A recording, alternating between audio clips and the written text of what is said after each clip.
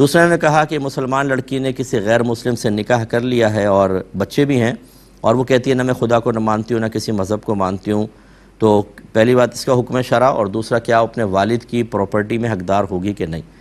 دیکھیں ایسی عورت یقینی سی بات ہے جب وہ مذہب کا انکار کر دے، خدا کا انکار کر دے تو وہ کافرہ ہو گئی، اور کافر اگر کوئی شخص ہو جاتا ہے، اور خاص طور پہ مرتدہ ہو گئی، کیونکہ یہ بدترین کافر کے مسلمان سے وہ ارتداد کی طرف چلی گئی ہے، تو اس کو کوئی حصہ نہیں ملے گا، بالکل والد کی پراپرٹی میں یہ حقدار نہیں رہی ہے، دیگر ورثاء کو ملے گا، اس کو محروم رکھا جائے گا۔ ہاں اگر یہ قانونی جنگ لڑ کے کوئی حصہ حاصل کر لے قانونی اعتبار سے ایک الگ بات ہے، لیکن چونکہ آپ نے شریعت کے لحاظ سے پوچھا تو اس کو ایک پائی بھی نہیں ملنی چاہیے۔ اور یہ اس طرح کے جو اس نے فیصلہ کیا ہے،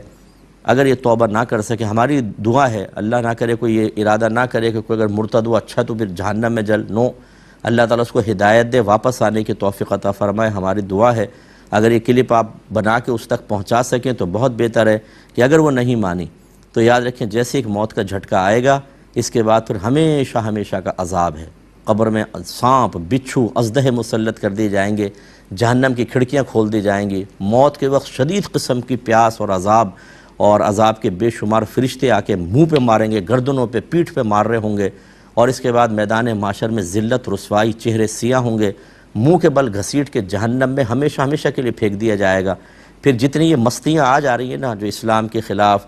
یا ویسی مطلب اپنے آزادی رائے کے نام پر اسلام کے خلاف، اللہ کے خلاف بولنا بہت آسان محسوس ہو رہا ہے، پھر پچھتانے کا کوئی فائدہ نہیں ہوگا، وہاں چیخیں سننے والا بھی کوئی نہیں ہوگا، اور ایسے لوگوں کو جہنم میں ہمارے نبی کریم صلی اللہ علیہ وسلم کے فرمان عالی شان کے مطابق ایسا کھولتا ہوا پانی پلایا جائے گا کہ جیسی وہ لوہے کی بالٹیاں جس میں کھولتا پانی ہوگا قریب لے کر آئیں گے تو چہرے کی کھال گر کے پگھل کے نیچے گر جائے گی،